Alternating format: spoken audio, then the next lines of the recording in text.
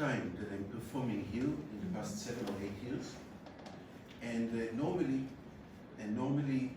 I during the intermission, I stand outside, I talk with people. Today I couldn't do it. I had to do something that, you know, that a person has to do alone, you know what I mean? And so I'm sorry, you know, but you know. So you went on the internet? You just have to come back again. Okay. But thank you. Excusez-moi. Yes. Can we make some desires of songs? Normally, you know, if we were in a kind of a bar setting, you know, or it's a restaurant and we play, sure, you know. But perhaps, well, you probably don't know, but I'm actually a classical pianist. I'm not a jazz pianist. You could have fooled us. Yeah, that's why I probably should not have told you that. You know, no, but I believe that, you know, music is music, and the thing is that classical musicians, I'd say almost all, 99% of them cannot improvise. They just cannot improvise. They read the music, they interpret the music, they can play amazingly well. They can play very deep, very expressive, but as soon as they have to play something that's not written, they get stuck. They don't know what to do. I was blessed, really blessed from a very young age. It's a very strange thing, but when I was very young, I was able to improvise. I didn't know where it came from. I did not study improvisation. It just happened to be something I could do. And so I always improvised, and then when I was a teenager, I was in Bloomington, Indiana, in the USA, and I wanted to get out of doing things like earth science or geology or mathematics or something, so I applied for the jazz band in the high school, because I thought, I can improvise, I can fake it, I can pretend to be, you know, to do jazz band. And there I met a saxophonist by the name of Matt Dario. He introduced me to jazz. I fell in love with jazz, but by that time I was 15, 16, with a very domineering father who insisted I must stay in classical music.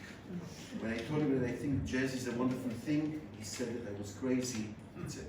So it was always some passion of mine, but I never really pursued it. Now, when my son is playing jazz, loves jazz,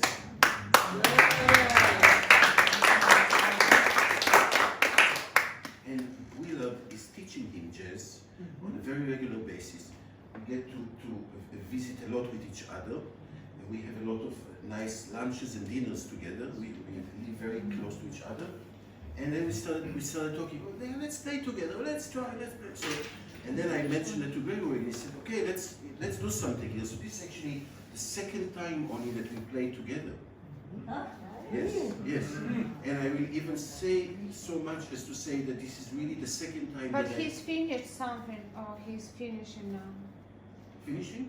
Finished. What do you mean? Education. I'm in degree. Oh, degree. No, he's very young. He's only 17 years old. He's very young boy. So he finishing now. No, he will have a degree, but it's going to be in medicine or something like that. You're kidding. At least I hope so. But Are you domineering too? yes. you know the council, exactly. Yeah, no, I mean, you know, I used to play classical music in various places, and there was always this lady or somebody that would come and say, what do you do during the day? I mean, music is not a profession. A good Jewish boy like you should know better. You need to make money, you know? But anyway, yeah, I mean, this is the life of a musician. So, and I'm no different, you know. For me, jazz is an art form, and I think that one should study it and play as the best as possibly can. But is it a profession or not? Is it something to depend on for a living, especially now with the COVID times? I very highly doubt it. But anyway, that's not the. I just wanted to explain to you. So this is not a regular setting of a jazz trio. Let's do. And for me, every song, every standard that I play is actually something that I study in a way. I try to make the most of it, etc. I'm not just going to sit down and just play. Oh, this tune, sure, let me play. So and that's why today we have kind of a set program that we're going to do for you. But if you'd like us to return, we may return, and you can send some requests to Gregory, and we can possibly try to do those things. So you're not playing together in Bangkok at all? This, as I said, this is the second time we are performing in public together. Second time.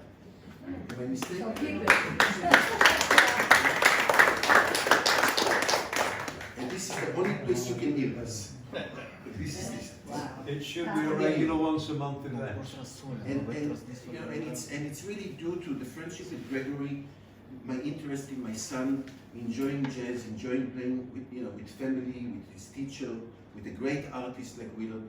Actually, this is a big reason for me to play with Willard. Is an absolute incredible experience.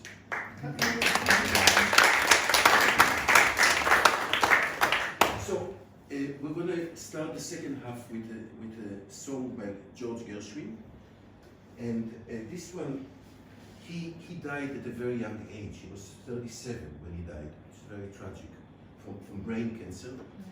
And he was, he came from kind of a small-minded background in Brooklyn. His family was Jewish, but kind of middle class, lower middle class, and then he arrived in Paris and he wrote the genius work American in Paris, and then he was with his brother, and then they took a trip to London, and he was full of impressions about London, and then they wrote this song, which is called A Foggy Day.